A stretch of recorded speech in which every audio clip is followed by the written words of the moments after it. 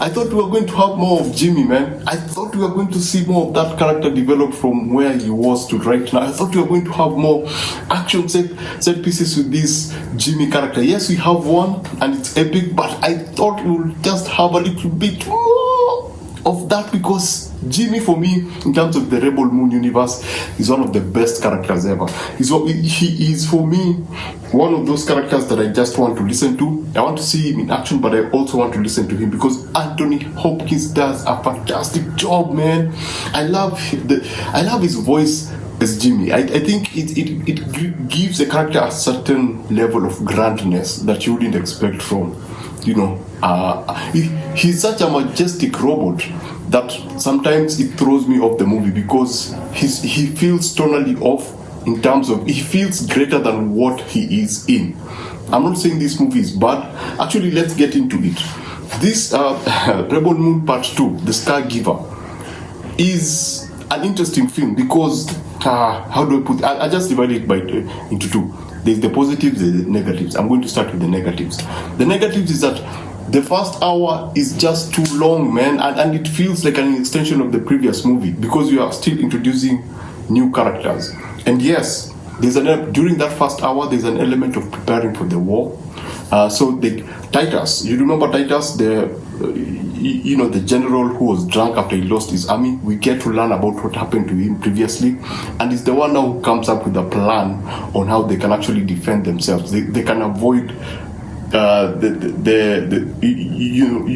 bad guys just parking somewhere on top and just blowing them out of extinction. So he comes up with a very interesting strategy. So they have to harvest and then use the grains as their bargaining chip. You blow us up, you lose the grains. So he comes up with a very, very good plan. And so now during that first hour, we follow them as they try now to do that, the process of that. And then we get to learn more about Korra, what actually happened. Then we get to learn more about Titus and the guy who was jumping on the black bird. So we spend a lot of time with those characters. We spend a lot of time with the villagers. We spend a lot of time with the villagers and these visitors who've come to defend the village. We spend a lot of time with them as they try to gel in together and form a relationship. And that's where I was like, yeah, that's guy going to die, that's going to die, he's going to die, she's going to die. You have that moment because you can see relationships being established, and you can actually kind of tell that some may live, some may die, depending on how the relationship has been established, especially one with a young boy and the lady with the orange suit. I was like, this is too suspicious. I think they're lingering on this too much. Something is probably going to happen. Anyway, yeah, so that was during the first hour. So it was kind of slow. It was kind of, let's just set things up. We actually had taken out to the bad guy what happened to him after the previous movie. His state, actually that's where we open up. His state, where is we open up with Jimmy giving us a narration about a brief summary of whatever happened in the previous movie, and then we jump into the bad guy's ship, and then we see where the primary villain is, his state, and what is happening to him. Visually, I thought that was pretty interesting. But anyway, we'll get to the positives. Let's just get rid of all this first. So during that first hour, I thought it was slower. I thought it could have been edited down. I think it could have been edited down. I'm just saying, because there were moments I was like, come on, let's just move. Nothing is happening. I mean, they're supposed to be preparing for a war, but it didn't feel like they were preparing for a war. It was more of, let's harvest, let's separate the grains, let's pack the grains, let's have a party, let's give some people a couple of blankets, which I thought was pretty ceremonial. It was cool, yes, it was, symbolism, but I was like, I think we're spending a bit too much time on this. But anyway, something else that I didn't quite get, I didn't understand, and it has to do more with the story. So if Korra killed the main villain, why did she need to come with all these people that she had recruited? I mean, see, the bad guy is dead, so you don't need to worry. So the village is safe. So if those guys cannot attack if the general is dead, if their leader is dead, and Korra believes that she has killed the leader, she doesn't really need to take these people to the village, unless there's something I missed in the past. first part. So that's the first hour. The other thing that I did not like was, again, on that lingering, there was the death of a particular character, and oh my gosh, the camera just stood there with them, with especially a kid and this character, and so she's like, it's going to be okay, and then we just stay with them until the character dies. I'm like, come on, that could have been shorter. It could have been more of someone takes away the kid, and then the lady just looks at everyone, and then she just dies. That would have been a simpler.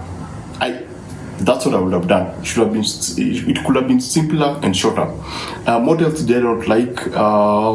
I did not like that by the end we didn't get to see what was happening with now the leader, the supreme leader.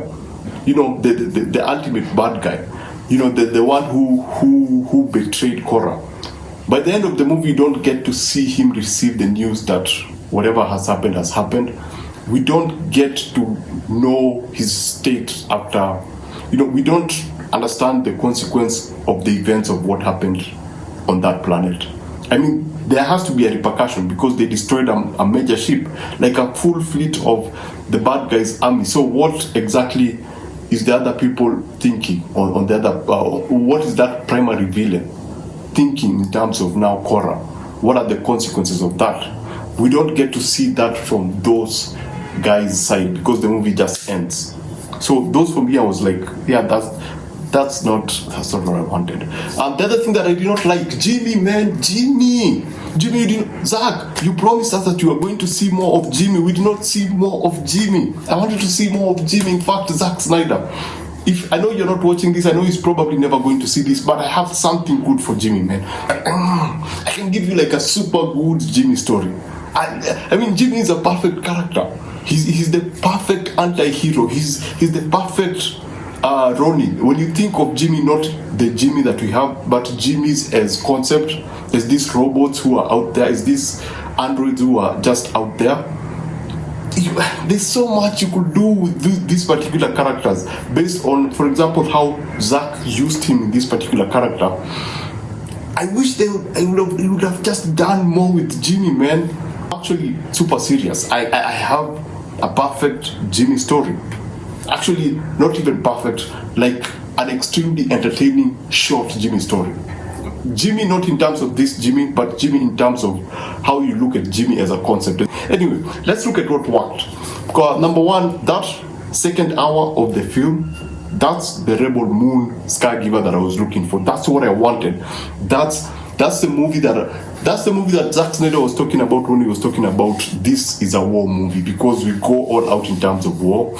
The best use of those guns and those splatter, I love the way they're used. I love the fact there's something they do with escalation, the concept of escalation, whereby you begin something and then you reach a certain point, the heroes go like, yeah, we've done it, and then we get introduced to more things that come in and they are blah, blah, blah, blah, blah. And they just almost flatten the village. So I thought that was pretty cool. The action was good.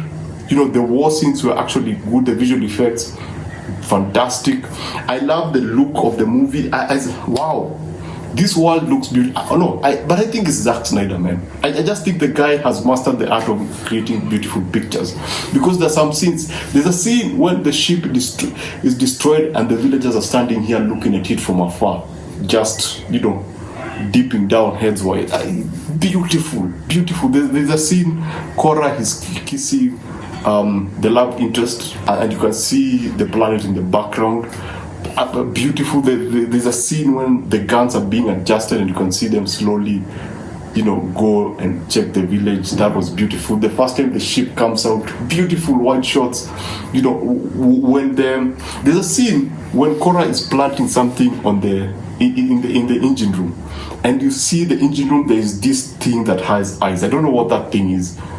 I love that. That's when we talk of movies being creative, that is the kind of shit that we want to see, in crazy concepts, because it looks like the ship is alive.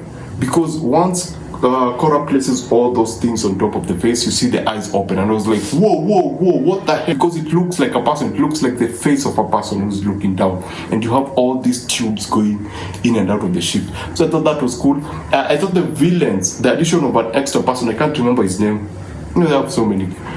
complicated names. I thought the addition of that particular character was interesting. Yes, they did not do interesting things with that particular character, but I thought that he was an interesting addition into the idea of how that organization actually works, how the governance of that, those bad guys actually work. So I thought that was pretty cool. Korra as a character, I think, is still very interesting. I think there's more to her than what we've seen. I think there's more to her story than what we've seen, but I think she's a very interesting character. The performances were awesome, especially those fight scenes. There's one particular character who takes over from, I can't remember his name, takes over, who came with them as a part of the rebel team.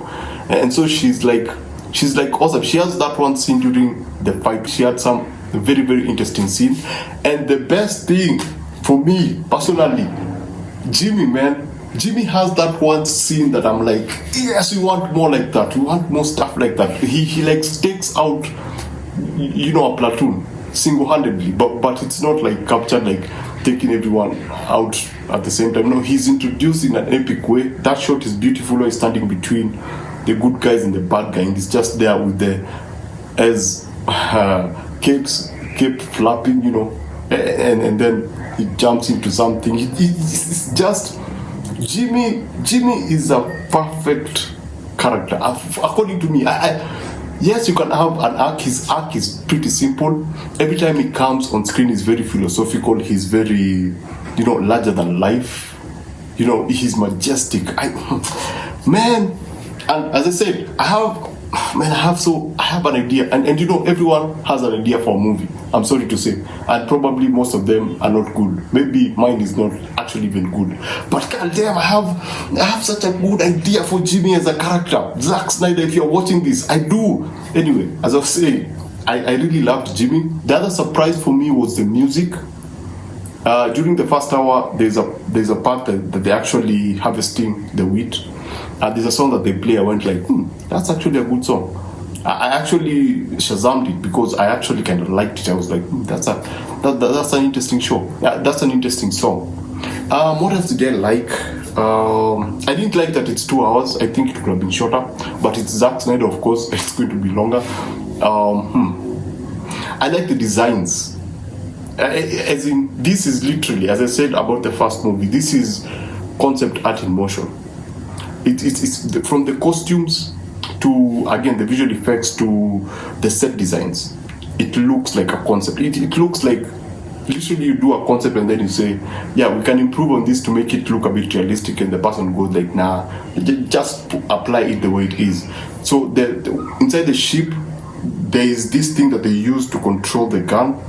Looks like an old school mechanism, but it has a few modern things about it. So I kind of liked that because they mixed a lot of things that look like they're from the 50s with like really modern technology. I like the swords, how the swords work, because they're more like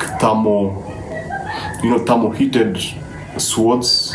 As you use them, they become hotter. So those are some of the things I like. Are people going to like this? I can see people having a problem with this because of the first hour. Yeah, I think there's that feeling slow. And then there's the other thing is I think it's PG-13. There are a lot of things that they don't want to show. There's a guy who's through the slit and you can't actually see blood. There are some moments that I actually saw gaps during the action set pieces. There are things that there's a moment, especially when Jimmy comes through. There's a moment I felt like there was something that was missing. I felt that when he lands, between him landing and whatever explosion happens, I felt like there was something missing. There's also a scene that I felt that, yes, the first attack, when they attacked the house with the kids and stuff, there are scenes that I felt were pulled out. There are moments that I felt were sanitized because of the PG-13, especially when the lady with the orange sword is fighting. There are moments that you feel that the scene has been cut. Yeah, so there are a lot of scenes like that I feel that were missing. But generally, this would have worked better if the first hour would have been 30 minutes, and then the rest of the action would have been 1 hour, 30 minutes. I thought that would have worked better. The action is good. The character performances is awesome. The visual effect, it's a very beautiful movie. So if you like the first movie, you're going to really love this one. But if you didn't love the first movie, you're going to have a problem with the first hour. The second hour will give you something, but the first hour you'll have a big challenge with it. So basically that's it. It's on Netflix. Would I suggest you watch it? Yes, I would. If I was to give this out of 5, I would give this a 3.2. I had a great time, especially with the second hour. And of course, Jimmy, man. If Jimmy is in the movie, I'm going to watch the movie. Yeah, I know it's a Zack Snyder movie and I'm a big Zack Snyder fan, but if Jimmy is in the movie, I'm watching the movie. And Zack, we need a Jimmy movie directed by me. Anyway, basically that's it. Remember to always watch what you enjoy and enjoy what you watch. Thanks for watching this. Please subscribe. I'm on a journey to 100k. I'm like at 590 something subscribers. I don't even know why I'm actually addressing Zack. I know he's probably never going to see this, but anyway, please subscribe, be a part of the family, and I shall see you on the next one. Thanks for watching.